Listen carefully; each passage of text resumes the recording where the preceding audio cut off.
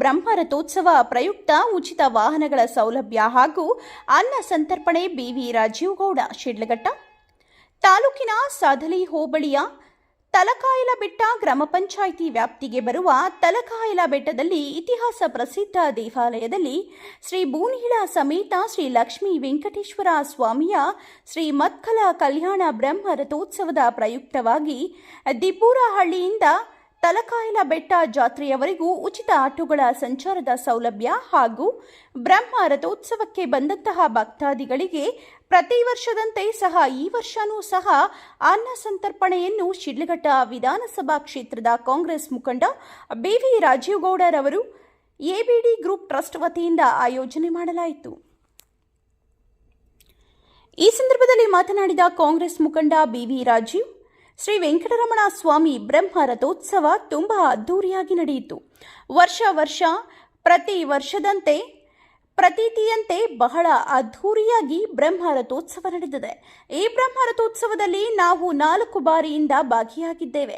ಈ ಬ್ರಹ್ಮ ರಥೋತ್ಸವದಲ್ಲಿ ನಾವು ಒಂದು ಸೇವೆ ಸಲ್ಲಿಸಬೇಕಾದ ಭಗವಂತನ ಬಳಿ 3 ವರ್ಷಗಳಿಂದ ಬಂದಾಗ ಅಂದುಕೊಂಡಿದ್ದೆ. ಈ ದೇವಾಲಯಕ್ಕೆ ಸುಮಾರು ಹಳ್ಳಿಗಳಿಂದ ದೇವರ ದರ್ಶನ ಪಡೆಯುವುದಕ್ಕೆ ಭಕ್ತಾದಿಗಳು ಬರುತ್ತಾರೆ. ಅದು ಅವರು ಉಪವಾಸ ಇದ್ದು ಬರುತ್ತಾರೆ.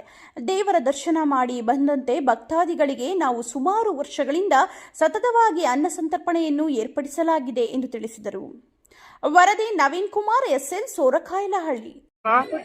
ಇವತ್ತು ವೆಂಕಟರಮಣ ಸ್ವಾಮಿ ಬ್ರಹ್ಮರಥೋತ್ಸವ ಬಹಳ ಅದ್ದೂರಿಯಾಗಿ ತುಂಬ ಚೆನ್ನಾಗಿ ನಡೀತು. ವರ್ಷ ಪ್ರತೀತಿಯಂತೆ ಬಹಳ ಅದ್ದೂರಿಯಾಗಿ ಇವತ್ತು ಬ್ರಹ್ಮರಥೋತ್ಸವ ನಡೆದಿದೆ. ಇದಕ್ಕೆ ಸುಮಾರು ಸುತ್ತಮುತ್ತಲ ತಾಲೂಕುಗಳಿಂದ ಒಂದು 50,000ಕ್ಕೂ ಹೆಚ್ಚಿನ ಜನ ಈ ಒಂದು ಜಾತ್ರೆಗೆ ಬರ್ತಾರೆ. ವರ್ಷ ತುಂಬ ಖುಷಿಯಾಗುತ್ತೆ. ನಾನು ಇಷ್ಟೊಂದು ಜನ ಎಲ್ಲೂ ನನ್ನ ಹುಟ್ಟಿದಾಗಲಿಂದಲೂ ಯಾವ ಜಾತ್ರೆ ನೋಡಲಿಲ್ಲ. ಈ ಜಾತ್ರೆಯಲ್ಲಿ ಅಷ್ಟು ಜನ ಬರ್ತಾರೆ. ಆ ದೇವ್ರ ಬಂದಂಥ ಭಕ್ತಿ ಭಾವ ಎಲ್ಲರೂ ಕೂಡ ದೇವ್ರ ಹತ್ರ ಬಂದು ಒಂದು ಹರಕೆ ಇಟ್ಟು ಹೋಗ್ತಾರೆ. ಈ ವರ್ಷ ಬಂದು ಹರಕೆ ಇಟ್ಟು, ಭಗವಂತ ನಮ್ಮ ಕಷ್ಟಗಳಿದೆ, ಈ ಥರ ಏನೋ ಒಂದು ಕಷ್ಟ ತೀರಿದ್ರೆ ಬಂದು ಹರಕೆ ಸಲ್ಲಿಸ್ತೀನಿ ಅಂತ, ಅದೇ ರೀತಿ ಎಲ್ಲ ಅವ್ರ ಕಷ್ಟಗಳನ್ನ ಹೇಳ್ಕೊಂಡಿರ್ತಾರೆ. ಆ ಬಗೆಹರಿದಿರುತ್ತೆ. ಹರಕೆ ತೀರಿದಾಗ ಹರಕೆ ತೀರಿಸೋದಕ್ಕೆ ಅಂತ ವರ್ಷ ಈ ಬ್ರಹ್ಮರಥೋತ್ಸವ ಸಂದರ್ಭದಲ್ಲಿ ಬರ್ತಾರೆ. ಬಂದು ಹರಕೆ ತೀರಿಸಿ ಭಗವಂತನ ಆಶೀರ್ವಾದ ಪಡ್ಕೊಂಡು ಹೋಗ್ತಾರೆ. ಈ ಒಂದು ಬ್ರಹ್ಮರಥೋತ್ಸವವನ್ನು ನಾನು ಸುಮಾರು 3 ವರ್ಷಗಳಿಂದ ಭಾಗಿಯಾಗಿದ್ದೀನಿ. ಇದು ನಂದು 4ನೇ ವರ್ಷ. ಈ ಒಂದು ರಥೋತ್ಸವದ ಇದೆಲ್ಲ ನೋಡಿ ಇಲ್ಲಿನ ಭಗವಂತನ ಆಶೀರ್ವಾದ ಪಡ್ಕೊಂಡು ಈ ಇತಿಹಾಸ ತಿಳ್ಕೊಂಡು ಇಲ್ಲೆಲ್ಲ ಹೇಳ್ತಿದ್ರು. ಮುಂಚೆ ಇಲ್ಲಿ ಜಾತ್ರೆ ನಡೀತಿರ್ಬೇಕಾದ್ರೆ ಇಲ್ಲಿ ಥಿಯೇಟ್ರುಗಳೆಲ್ಲ ಮಾಡಿರೋದ್ರಿಂದ ಟೆಂಟ್ಗಳ ಥರ ನಡೆಯೋದು. ಸುಮಾರು ಇಲ್ಲಿ ದನಗಳು ಸಾವಿರಾರು ದನಗಳು ಕೂಡ ಇಲ್ಲಿ ಸೇರ್ತವೆ. ದನಗಳ ಜಾತ್ರೆ ನಡೆಯುತ್ತೆ. ಅದೇ ರೀತಿ ಅಂಗಡಿ ಮುಂಗಟ್ಟುಗಳು ಕೂಡ ತುಂಬ ಇಲ್ಲಿ ಸುಮಾರು ಸಾವಿರಾರು ಜನ ಬರೋದ್ರಿಂದ ಅಂಗಡಿ ಮುಂಗಟ್ಟುಗಳು ಒಂಥರ ನೋಡೋಕ್ಕೆ ಸಂತೋಷ ಆಗುತ್ತೆ. ಹಾಗಾಗಿ ಈ ಒಂದು ಇದರಲ್ಲಿ ನಾವು ಏನಾದ್ರು ಒಂದು ಸೇವೆ ಸಲ್ಲಿಸಬೇಕು ಅಂತ ಭಗವಂತನ ಹತ್ರ 3 ವರ್ಷಗಳಿಂದ ಬಂದಾಗ ಅಂದ್ಕೊಂಡೆ.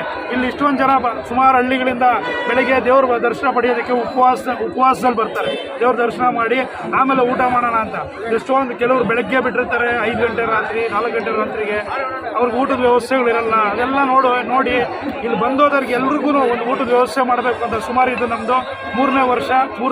ಇಲ್ಲಿ ಬರುವಂಥ ಎಲ್ಲ ಭಕ್ತಾದಿಗಳು ಊಟದ ವ್ಯವಸ್ಥೆ ಮಾಡಬೇಕು ಅಂತ ಇವತ್ತು ಕೂಡ ಒಂದು 25-30 ಸಾವಿರಕ್ಕೂ ಹೆಚ್ಚಿನ ಜನ ಈಗಾಗಲೇ ಊಟ ಮಾಡಿದ್ದಾರೆ.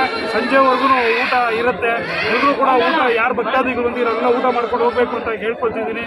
ಅದೇ ರೀತಿ ಇಲ್ಲಿ ಟ್ರಾಫಿಕ್ ಜಾಮ್ ಆಗುತ್ತೆ, ಬರೋದು ಬಸ್ಸು ತೊಂದರೆ ಆಗುತ್ತೆ. ಹಂಗಾಗಿ ಈಗ ತಲಕಾಯಲಬೆಟ್ಟಕ್ಕೆ 4 ಕಡೆಯಿಂದ ಒಂದು ರಸ್ತೆಗಳು ಬರುತ್ತೆ. ಈ ಕಡೆ ದಿಬ್ಬೂರಹಳ್ಳಿ ಕಡೆಯಿಂದ, ಈ ಕಡೆ ಕೋರಲ್ಪರ್ತಿ, ಈ ಕಡೆ ತಿಮ್ಸಂದ್ರ, ಈ ತಿಮ್ನಾಯಕನಹಳ್ಳಿ 4 ಕಡೆಗಳಿಂದ ಜನ ಬಂದು ಹೋಗೋರಿಗೆ ಅನುಕೂಲಗಳಾಗಲಿ ಅಂದ್ಬಿಟ್ಟು ಪ್ರತಿಯೊಂದು ಭಕ್ತಾದಿಗಳು ಬರೋದಕ್ಕೆ ಆಟೋದ ವ್ಯವಸ್ಥೆಗಳು ಕೂಡ ಮಾಡಿಕೊಟ್ಟಿದ್ದೀವಿ. ಅವರು ಯಾಕಂದರೆ ವಯಸ್ಸಾಗಿರೋರು ಇರ್ತಾರೆ, ಬಿಸಿಲು ನಡೆಯೋದಕ್ಕೆ ಕಷ್ಟ ಆಗುತ್ತೆ. ಅದೇ ರೀತಿ ಮಕ್ಕಳು ಚಿಕ್ಕ ಮಕ್ಕಳು ಇರ್ತವೆ, ದೇವ್ರ ದರ್ಶನ ಹರಕೆ ಇಟ್ಕೊಂಡಿರ್ತಾರೆ. ಅವ್ರು ಬರೋದು ತೊಂದರೆ ಆಗುತ್ತೆ, ಏನಪ್ಪ ದೂರ ನಡಿಬೇಕಲ್ಲ ಅಂತ.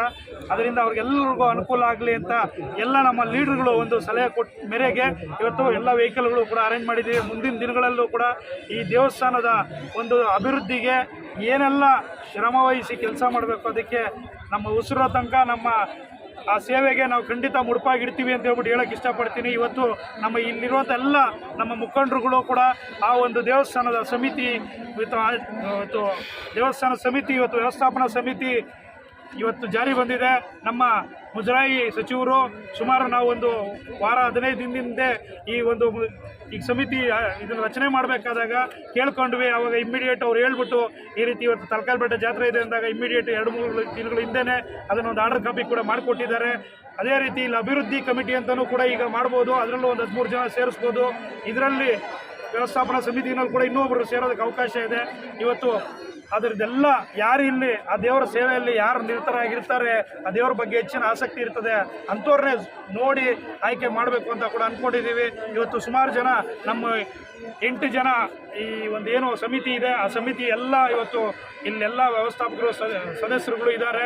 ಅವ್ರಿಗೆಲ್ರಿಗೂ ಆ ಭಗವಂತ ಇನ್ನೂ ಹೆಚ್ಚಿನ ಶಕ್ತಿ ಕೊಡಲಿ. ಈ ದೇವಸ್ಥಾನದ ಅಭಿವೃದ್ಧಿ ಏನಿದೆ ಇದ್ರ 100ರಷ್ಟು ಅಭಿವೃದ್ಧಿ ಹೊಂದಲಿ. ಅವ್ರಿಗೆಲ್ರಿಗೂ ಶಕ್ತಿ ಕೊಟ್ಟು ಆ ಭಗವಂತ ಅವ್ರ ಆಶೀರ್ವಾದ ಮಾಡಲಿ. ಅದೇ ರೀತಿ ನಮ್ಮ ಶಿಡ್ಲಘಟ್ಟ ವಿಧಾನಸಭಾ ಕ್ಷೇತ್ರದ ಎಲ್ಲ ಜನತೆಗೂ ಆ ಭಗವಂತ ಆಶೀರ್ವಾದ ಮಾಡಲಿ. ಒಳ್ಳೆ ಮಳೆ ಬೆಳೆಗಳಾಗಲಿ, ರೈತರು ಸಮೃದ್ಧಿಯಿಂದ ಇರಲಿ, ಓದ್ತಿರೋಂಥ ಮಕ್ಕಳಿಗೆ ಎಲ್ಲ ಮುಂದಿನ ದಿನಗಳಲ್ಲಿ ಒಳ್ಳೆ ಉದ್ಯೋಗ ಅವಕಾಶಗಳು ಕಲ್ಪಿಸ್ಕೊಡೋಂತೆ ಈ ಭಾಗದಲ್ಲಿ ಒಂದಷ್ಟು ಒಳ್ಳೆ ಇಂಡಸ್ಟ್ರೀಸು ಆದಷ್ಟು ಎಲ್ಲ ಒಳ್ಳೆ ಕಂಪನಿಗಳು ಬರೋಂಗಾಗಲಿ. ಸಮೃದ್ಧಿಯಾಗಿ ನಮ್ಮ ಶಿಡ್ಲಘಟ್ಟ ವಿಧಾನಸಭಾ ಕ್ಷೇತ್ರದ ಎಲ್ಲ ಜನತೆಯೂ ಮುಂದಿನ ವರ್ಷ ಈ ಬ್ರಹ್ಮರಥೋತ್ಸವನ ಮತ್ತಷ್ಟು ಏನಿದೆ ಅದರ 10 ಪಟ್ಟು 100 ಪಟ್ಟಷ್ಟು ಅಭಿವೃದ್ಧಿ ಆಗಲಿ ಅಂತ ಹೇಳ್ಬಿಟ್ಟು ಒಂದು ಸಂದರ್ಭದಲ್ಲಿ ಕೇಳ್ಕೊಳ್ತಿದ್ದೀನಿ. ಎಲ್ರಿಗೂ ಒಳ್ಳೆಯದಾಗಲಿ. ಧನ್ಯವಾದಗಳು.